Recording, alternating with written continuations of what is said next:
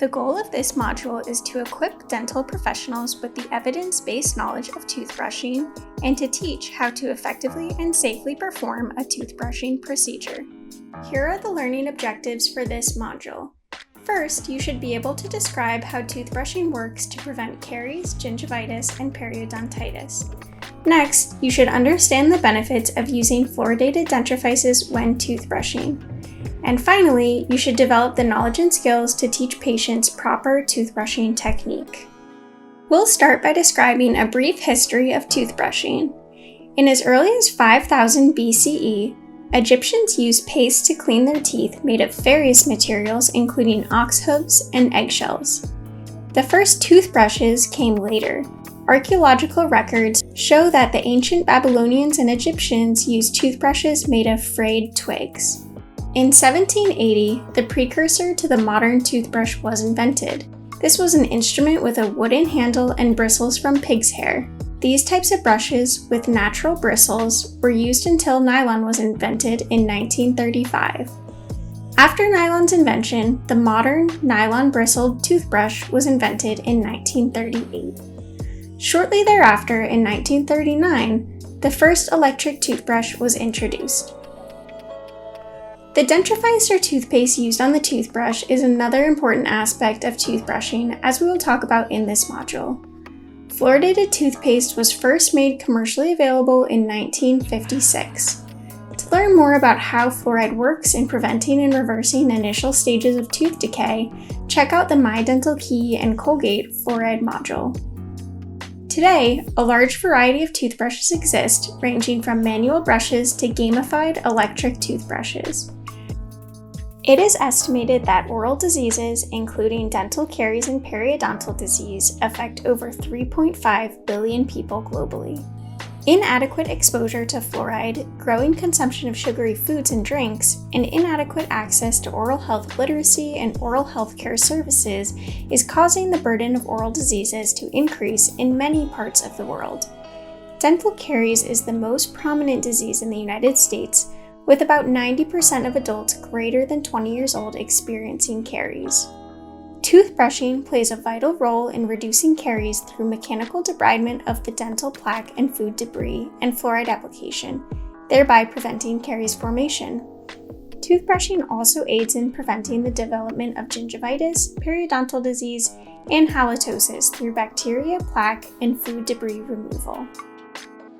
When oral bacteria, such as Streptococcus mutans, adhere to the oral biofilm, they ferment dietary carbohydrates into lactic acid, lowering the oral pH. When the oral pH becomes more acidic, the balance shifts from remineralization to demineralization of the tooth surface. Demineralized enamel, an initial or incipient carious lesion, can progress. Once the lesion penetrates to the dentinal layer, the enamel becomes unsupported and the lesion cavitates. Upon cavitation, a lesion can no longer be cleansed properly and the caries must be treated by a dental professional. Thus, brushing serves as a mechanism to reduce caries as it disrupts the oral biofilm.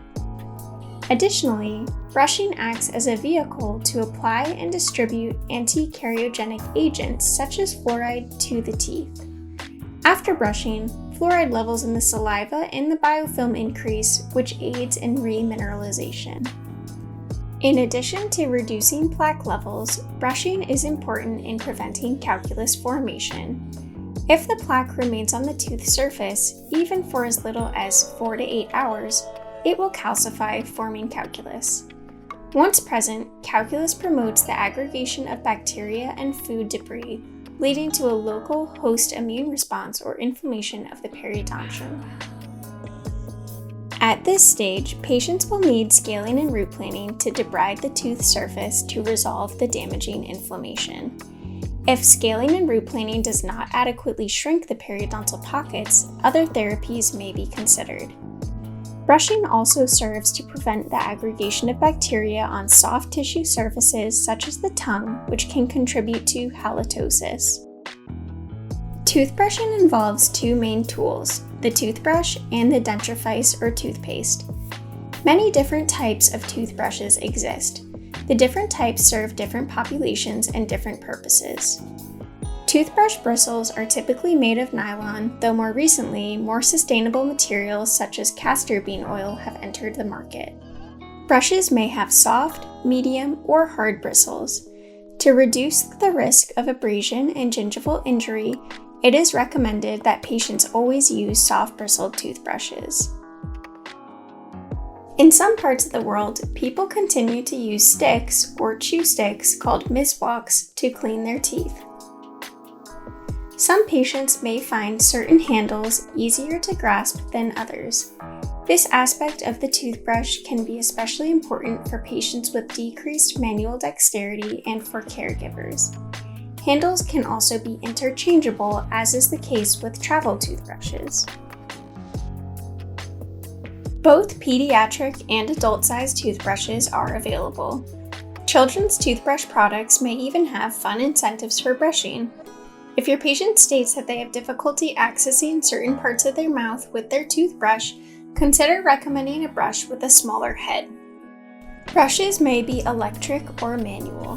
Both types of brushes can be effective at cleaning the teeth when used properly. Many electric toothbrushes are accompanied by apps to track toothbrushing.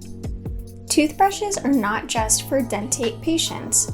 Denture toothbrushes have extremely soft bristles that are typically double-sided.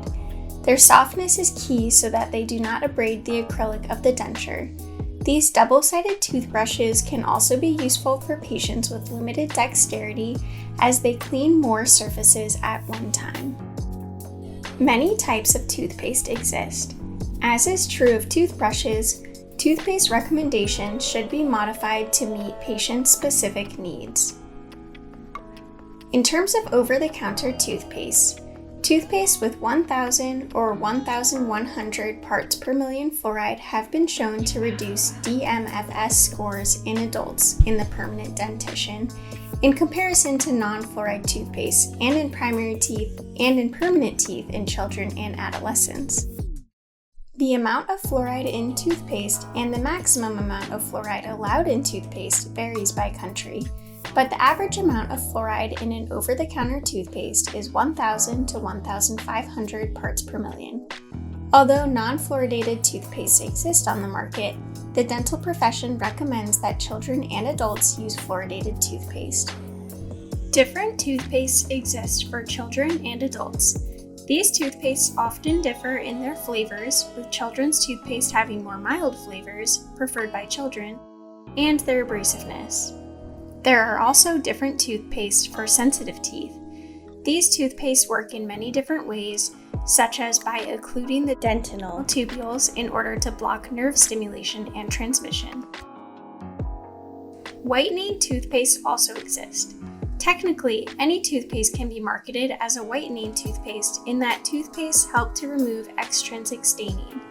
Added ingredients for whitening commonly include silica, pyrophosphates, hydrogen peroxide, and carbamide peroxide. Another toothpaste is called Gelcam gel.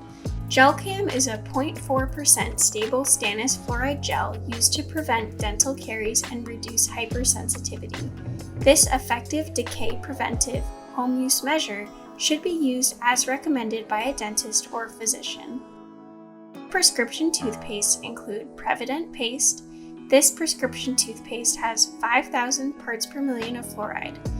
A prescription toothpaste such as Prevident can be indicated if a patient has high caries risk. Additionally, Prevident gel can be prescribed. This prescription is similar to Prevident, but it comes in a gel form, which is designed to disperse the fluoride more quickly in the mouth. It is important to note that patients can have allergies or sensitivities to ingredients in toothpaste, such as the foaming agent, sodium lauryl sulfate. If a patient has sloughing of the oral mucosa or another negative reaction, consider consulting with an allergist and instruct the patient to avoid toothpaste with ingredients to which they may have known sensitivities. It is important to consider not only the type of toothpaste, but also the amount of toothpaste indicated for different populations and age groups. For children less than 3 years old, a smear of toothpaste the size of 1 grain of rice is adequate. For those greater than 3 years of age, including adults, a pea-sized amount of toothpaste is indicated. Now let's discuss best practices for toothbrushing.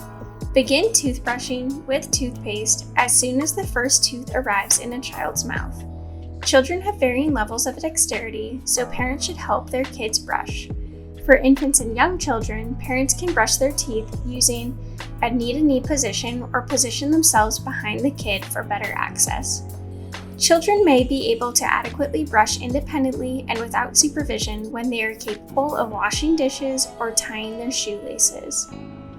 Patients should brush their teeth twice daily for at least 2 minutes to remove a clinically significant amount of plaque, apply fluoride, and reduce halitosis. When should you brush? Oral health professionals recommend patients brush after meals to remove food debris. Patients, especially those with erosion, should not brush for 60 minutes following an acidic meal or drink, as both enamel and dentin can be removed directly after acidic exposure. If a patient is only able to brush once per day, it is most important that they brush before sleeping. Saliva plays many important roles in the prevention of dental caries by buffering the pH of the mouth and cleansing the teeth. During sleep, salivary flow is decreased, leading to a reduction in buffering. Brushing mitigates the deleterious effects of plaque accumulation under these more acidic conditions. If patients are going to floss or clean interproximally, which is recommended by dental professionals, flossing first and then brushing is more effective at removing plaque between the teeth and at maintaining the concentration of fluoride on the tooth enamel, according to a 2018 study in the Journal of Periodontology. Instruct patients to expectorate or spit excess toothpaste during and after brushing. This is especially important for children in order to minimize swallowing of excess fluoride and toothpaste. In order to maximize the amount of time fluoride is in contact with the tooth surface, patients should avoid rinsing as well as eating or drinking after brushing. Eating or drinking beverages other than water can lead to the deposition of carbohydrates on the tooth surface. How should you care for your toothbrush? Toothbrushes should be replaced every 3 to 4 months or when the bristles appear worn and frayed, as the effectiveness of toothbrushing will decrease at this point. Toothbrushes should be thoroughly rinsed after every use to remove debris and should be stored in a dry environment in order to prevent microbial growth. Toothbrushes should not be shared between people in order to prevent the spread of bacteria. Monitor the expiration date of your toothpaste, as if the toothpaste had passed its stated shelf life, it may have reduced benefits following the breakdown of fluoride and other active ingredients. The average lifespan of a tube of toothpaste is about 2 years. Now let's discuss step by step how patients should properly brush their teeth. There are different brushing techniques. In general, oral health professionals recommend that patients use the modified Bass technique. When compared with other brushing techniques, the modified Bass technique has been shown to remove significantly more supragingival plaque than other brushing techniques. Regardless of the brushing technique used, it is essential to teach patients to brush all surfaces of their teeth: facial and buccal, lingual, occlusal, and incisal. Brushing in a systematic pattern, for example, maxillary then mandibular, moving from posterior to anterior, buccal to lingual, can help patients remember to reproducibly brush all surfaces of their teeth. In this video, we will demonstrate the manual modified Bass brushing technique. First, place the appropriate amount of toothpaste on the brush. To position the brush, place it at a 45-degree angle to the tooth surface with the bristle tips angled into the gingival crevice.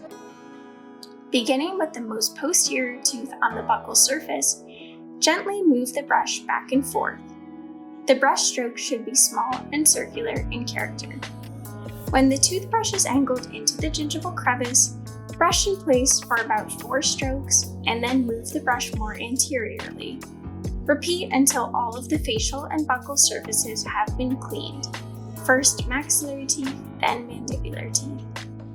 Next, use the same technique to clean the lingual surfaces of the teeth, again maxillary, then mandibular.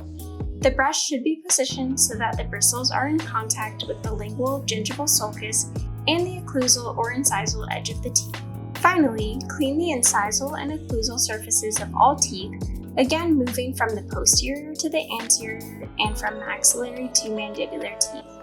After brushing all surfaces of the teeth, patients should gently brush their tongue by angling the bristles of the brush toward the tongue dorsum to remove buildup. Instruct patients to expectorate excess toothpaste and to refrain from rinsing the mouth after brushing. Now let's discuss how to use an electric toothbrush with the modified BASS technique. The main difference between the modified BASS technique for electric and manual brushes is that when using an electric brush, patients do not need to move the brush back and forth. Rather, the brush should remain in one location for a few seconds, and then the brush should be moved to a more anterior location. As with the manual toothbrush, apply light pressure to prevent abrasion of the tooth surface. You can advise patients that if their toothbrush bristles are quickly becoming damaged or frayed, then they may be brushing too hard. If patients opt for an electric toothbrush and they show signs of abrasion, it may be helpful if they choose a brush that alerts them if they are applying too much pressure. Now let's talk about how to motivate your patients to brush their teeth at home. As with any healthy behavior, the first step is to make toothbrushing a habit for patients. For example, in pediatric patients, incentivizing brushing with non-sugary rewards such as stickers can be a strong motivator for improved and increasing brushing behaviors. Colorful toothpaste and toothbrushes and fun designs on these brushes can also be useful in encouraging children to brush their teeth. Disclosing solutions can help illustrate the amount of plaque on patients' teeth that's left over. These solutions can be a helpful tool for motivating patients to improve their oral hygiene behaviors. For many patients, the use of an electric toothbrush leads to improved brushing behaviors. Today, many applications exist that can track brushing, including informing patients in real time where they have brushed and how much pressure they are applying during brushing, and if their angulation of the toothbrush is appropriate. Follow up with the patient at future dental visits and ask them how their brushing at home is going. Ask about any challenges and rewards, reassess brushing technique and thoroughness by having the patient demonstrate their brushing skill, and modify recommendations as needed. Here are a few key points about toothbrushing. Mechanically removing plaque and food debris and distributing fluoride to the dentition through toothbrushing helps to prevent caries, calculus formation, gingivitis, periodontitis, and halitosis. Toothbrushing should be performed twice a day for at least 2 minutes each time using the appropriate toothbrushing technique, the modified BASS technique. It is important to select the appropriate fluoridated toothpaste and toothbrushes for patients to best serve their individual needs.